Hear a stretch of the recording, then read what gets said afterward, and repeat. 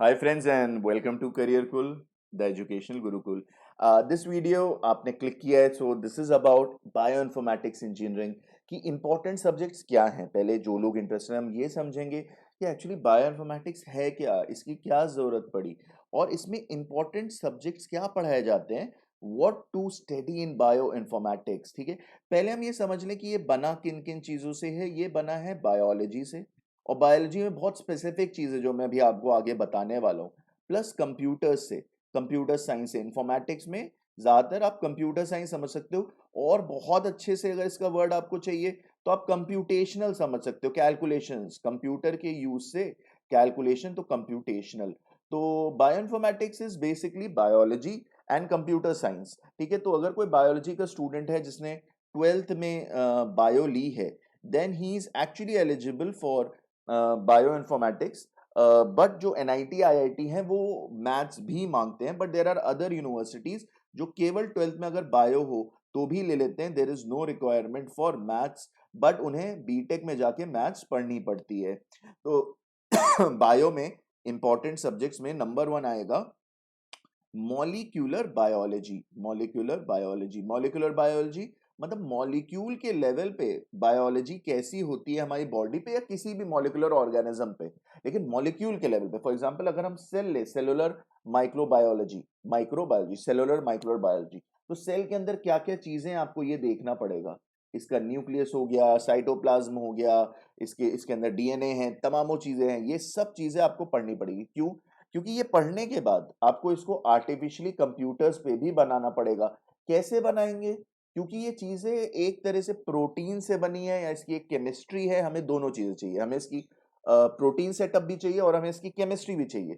तो हम molecular chemistry या फिर मॉलिक्यूलर केमिस्ट्री के अलावा बोल लीजिए माइक्रो केमिस्ट्री, जो केमिस्ट्री इसके अंदर चल रही है। तो मॉलिक्यूलर केमिस्ट्री भी बहुत इंपॉर्टेंट पार्ट है, क्योंकि हम आगे जाके देखेंगे कि जब हम ड्रग डिजाइन कर रहे हैं या फिर हम कोई भी बायो इन्फॉर्मेटिक्स का एल्गोरिदम रन कर रहे हैं, तो हमें सिमुलेशन के टाइम पे मॉलिक्यूलर बायोलॉजी और मॉलिक्यूलर केमिस्ट्री से मिल के ही हम अपने पैरामीटर्स को सेट करेंगे, जो हमारे सिमुलेशन को ये बताएगा कि हम किस एनवायरनमेंट में हैं। तो ये दोनों बहुत इंपॉर्टेंट टॉपिक्स हैं। याद रखिएगा कि आपको ह्यूमन बॉडी का पूरा एक मॉलिक्यूलर स्ट्रक्चर और मॉलिक्यूलर केमिस्ट्री का स्ट्रक्चर पता होना चाहिए, प्लस प्रोटीन्स। ओके, तो अब हम और डीप जाएं, अगर अगर हम सेल के और डीप जाएं तो उसके अंदर आपको जीन मिलेगा, जीन्स मिलेगा, जीन्स के क्रोमोसोम्स होंगे और क्रोमोसोम में फिर जो है डीएनए होगा। डीएनए जो है genetics engineering, genetics engineering, this is one of the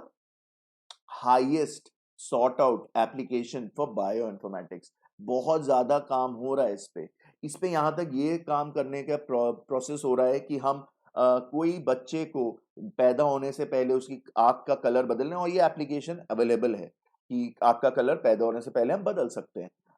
जो कि जिसे कहते हैं डिजाइनर बेबी, हम बेबी को डिजाइन कर लें। लेकिन अगर आप सोचिए, अगर हम ये आइसोलेट कर लें कि डीएनए में जो है इंटेलिजेंस का जो प्रोटीन है वो कहाँ पर है या डीएनए कहाँ पर है, और हम उसे मैनिपुलेट कर सकते हैं, तो हम बेबी के इंटेलिजेंस को भी मैनिपुलेट कर सकते हैं। और इसके जो आर्मी में यूजेस हैं वो बहुत ज्यादा हैं, ठीक है। तो क्या हम नई पावर्स दे सकते हैं, कैसा सुपर ह्यूमन बना सकते हैं, ये कुछ एक टॉपिक्स हैं जो इसमें बात होती है। तो याद रखिएगा कि जेनेटिक इंजीनियरिंग बायो इन्फॉर्मेटिक का बहुत ज्यादा इंपॉर्टेंट पार्ट है, जिसमें हम डीएनए में प्रोटीन्स जो हैं और उनकी सीक्वेंसिंग उसे पढ़ते हैं, ठीक है। दूसरा बहुत इंपॉर्टेंट पार्ट है इम्यूनोलॉजी। इम्यूनोलॉजी का मतलब है यानी कि ड्रग्स का डिजाइन या ड्रग्स की डिलीवरी। बट ड्रग डिजाइन या ड्रग डिलीवरी से पहले आपको जो है समझना पड़ेगा कि जो आपकी बॉडी है उसमें जो ये प्रॉब्लम्स आ रही हैं वो कैसे आ रही हैं। तो ये जो प्रॉब्लम्स आ रही हैं उसमें कौन से प्रीकर्सर्स हैं या कौन सी चीजें जो उसे स्टॉप कर रही हैं। तो फॉर एग्जाम्पल, ये अगर एक वायरस है या कोई चीज है जिससे आपको प्रोटेक्शन चाहिए, तो उससे क्या चीज प्रोटेक्ट करेगी। ये जो ब्लू वाला है ये प्रोटेक्ट कर रहा है, तो ये हम सीधे ड्रग की टेस्टिंग ऐसे नहीं कर सकते। हमें पहले पूरी मॉलिक्यूलर बायोलॉजी समझनी पड़ेगी, मॉलिक्यूलर केमिस्ट्री समझनी पड़ेगी। और जब हम ये बायोकेमिस्ट्री समझ लेते हैं, फिर हम सोच सकते हैं अच्छा ये प्रॉब्लम्स आ रही हैं, इसका एंटीडोट इस तरह के केमिकल में होगा, इस कॉम्बिनेशन को हम ट्राई करें। तो वो कुछ इम्यूनोलॉजी की थ्योरी होगी जो आपको पढ़नी पड़ेगी। फिर थ्योरी के बाद बायो इन्फॉर्मेटिक्स आएगा। बायो इन्फॉर्मेटिक्स आएगा जो कि सिमुलेशन है, और molecular chemistry and molecular biology का सिमुलेशन है, जिसमें हम डीएनए को अलग करेंगे, फिर मशीन्स में डीएनए की सीक्वेंसिंग देखेंगे, और उस सीक्वेंसिंग से हम आइडेंटिफाई करेंगे। फॉर एग्जांपल, एक मैं रफ आइडिया दे रहा हूँ कि फॉर एग्जांपल अगर ये है, मे बी ये बिल्कुल ऐसे ही एक एग्जांपल है, तो अगर ये एग्जांपल हमने एक आइसोलेट किया ये लिवर का डीएनए या फिर प्रोटीन, तो अब हमें समझना पड़ेगा ये जो प्रोटीन है ये किस काम के लिए है। तो हम हो सकता है फिर रैट्स पे जो है एक्सपेरिमेंट करें कि हम उसमें से इस प्रोटीन को हटा के देखें कि क्या इफेक्ट हो रहा है। तो काफी कॉम्प्लिकेटेड है, because billions and billions of genes हैं, और इससे फिर बहुत सी चीजें मैनिपुलेट की जा सकती हैं। और फिर मैं जैसे बता रहा था कि ये सब हमने किया, लेकिन ड्रग डिलीवरी, ड्रग मतलब कोई भी दवाई कैसे हमारे बॉडी में पहुंचेगी, और ड्रग डिजाइन उसको हम कैसे बनाएं, तो उसका बेसिस हो गया इम्यूनोलॉजी, कि हमारे वो किस वजह से हो रहा है, कौन से केमिकल्स कम हो रहे हैं या कौन से केमिकल से हम लड़ें। फिर अगर हम डिलीवरी या डिजाइन के बारे में बात करें और सॉफ्टवेयर के बारे में, तो देखिए ये एनवायरनमेंट इन्होंने बनाया है। ये जो है ना, ये एक एनवायरनमेंट है, जो पिंक दिख रहा है, ब्लू दिख रहा है, ये बॉडी का एनवायरनमेंट है। तो बॉडी का जब हम एनवायरनमेंट बोलते हैं, तो एक्चुअली वो क्या कह रहे हैं कि उन्होंने पीएच ऐसा रखा है, इस एरिया का, इस चीजों का पीएच ऐसा रखा है जो बॉडी के ब्लड में है, या फिर फॉर एग्जांपल किसी हमारे ऑर्गन में है, उन्होंने पीएच ऐसा रखा है, उन्होंने कोरोजन की जो प्रॉपर्टीज हैं उसे वैसा रखा है, उन्होंने जो हमारी लेयर्स जिस तरह मटेरियल की बनी है उसको वैसा रखा है। तो उन्होंने ये कंप्यूटर में आप कर सकते हो, आप मटेरियल्स, पीएच, ये सब चीजें सेट कर सकते हो। आपने सेट कर ली, फिर आपने इंट्रोड्यूस किया एक ड्रग जो आप टेस्ट करना चाहते हो, आपने यहाँ पे इंट्रोड्यूस कर ली।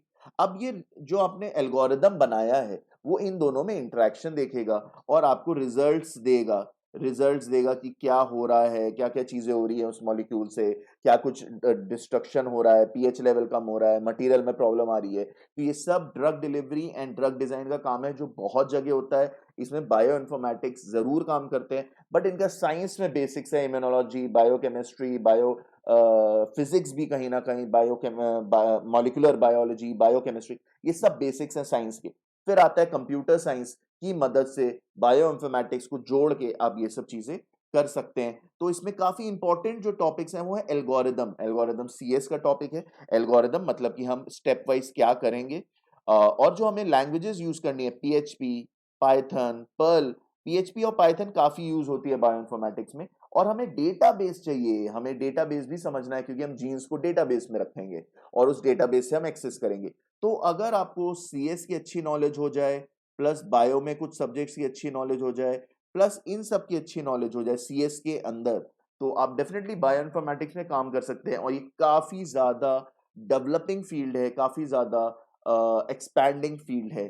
सो this was part one. Do look into the companies जो हमने पोर्टल पे वीडियोस बनाए, इनटू कहाँ पे कंपनीज सिचुएटेड हैं। डू लुक इनटू पर्सनालिटी कैसी होनी चाहिए आपकी, plus do look into the different career paths for a bioinformatician. Thank you very much.